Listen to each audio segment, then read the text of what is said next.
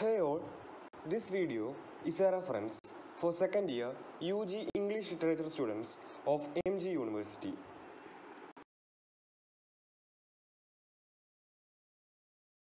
Today we are going to have a brief discussion about the Angevin kings of England.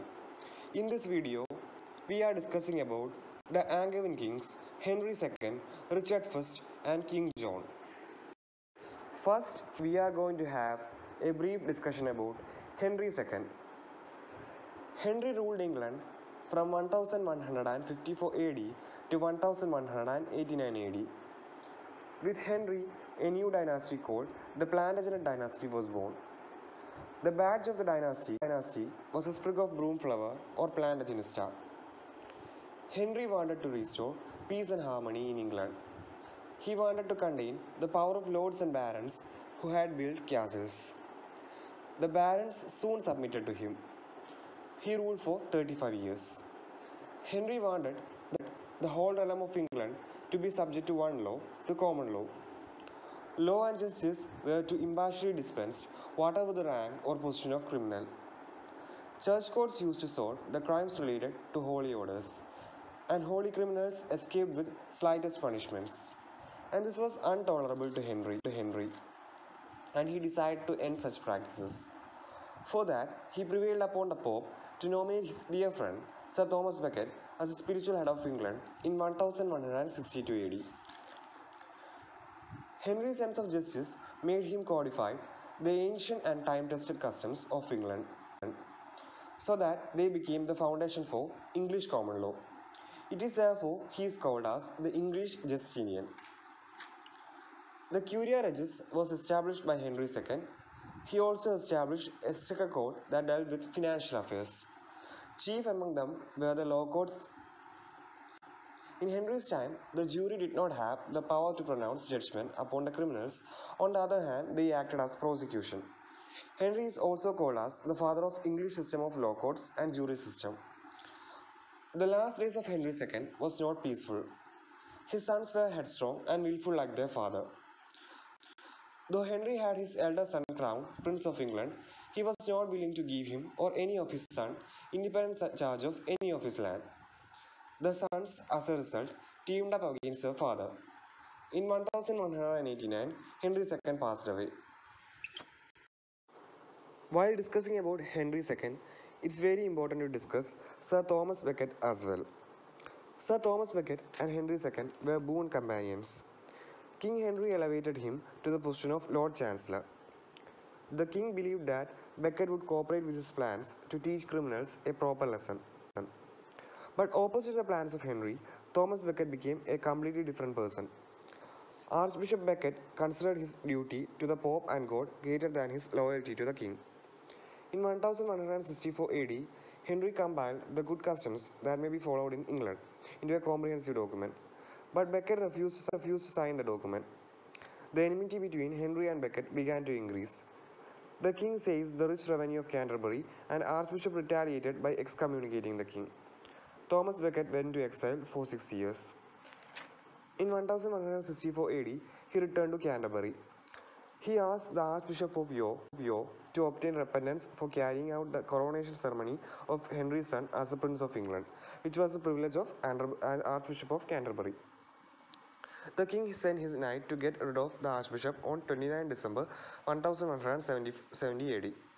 The knight strode into the cathedral and slaughtered the archbishop.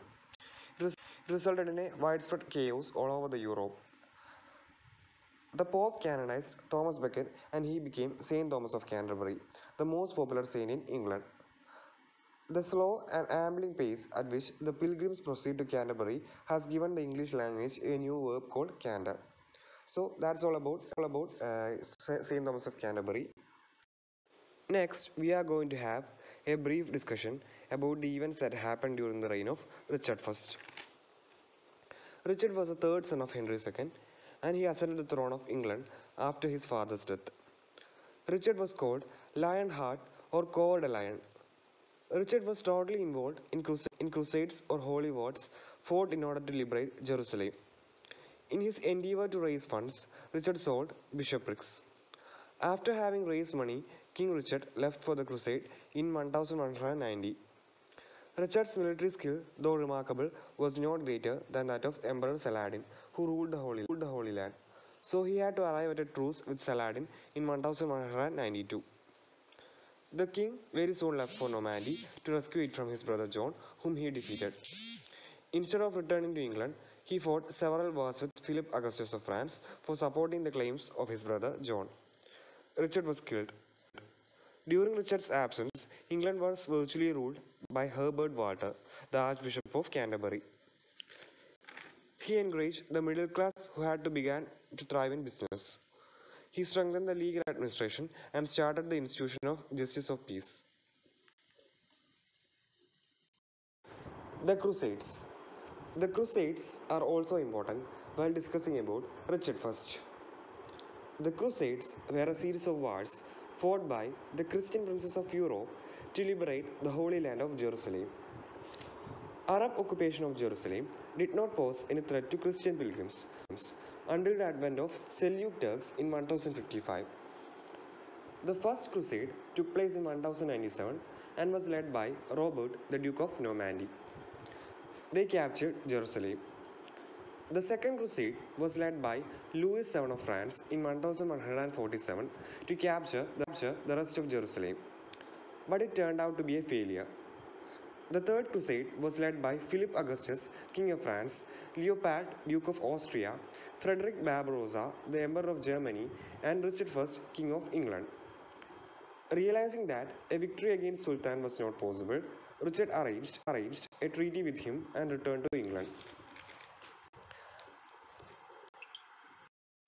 At last, we are going to have a brief discussion about the events that happened during the reign of King John. King John was cruel, cowardly, and unpopular. He brutally murdered his brother Arthur. The French King Philip Augustus, who supported Arthur, defeated John and captured all England's Norman possessions. John also quarreled with Pope Innocent III and refused to accept the Pope's nominee as the Archbishop of Canterbury. The Pope retaliated by excommunicating the people of England. John punished all monks who defied his orders. The nobles who were heavily taxed were against the king. In 1212, the Pope ordered the deposition of John. The Scottish and Welsh nobles were against John, but the King of France continued his wars against John and defeated him. While John was defeating in France, the parents, the clergy, and the common people of England organized a fight against him. Archbishop Stephen Langton unearthed the Charter of Liberties granted by Henry I. On Easter 1215, the barons and the London burghers met the king, and on June 15, 1215, made him sign the Great Charter of Magna Carta. The Magna Carta. The Magna Carta was signed on June 15, 1215 at Runnymede. The Magna Carta, or the Great Charter, was a modified form of the Charter of Liberties granted by Henry I. The principle which underlies the Great Charter is that the king has no right to violate the law of the land. The Magna Carta is in actual practice an agreement between the king and the barons and contained a clause that ensures that the king would act in accordance with the laws of the land. The Charter ensured that the freedom of the church to manage its own affairs and choose its own prelates without interference from the king. Other important clauses protected the free man from arbitrary arrest and imprisonment and provided trial by jury for all. According to Charter, a free man could not be imprisoned, dispossessed, or banished without the legal judgment of his peers or law of the land. Justice would neither be delayed nor denied. It thus became the Charter of Freedom for all Englishmen and the cornerstone of liberty in the history of the human race. Though the king had been forced to sign the Great Charter, John could not tolerate this drastic running of his powers. He got the Pope to declare the Charter null and void and to order the barons to bow before the king.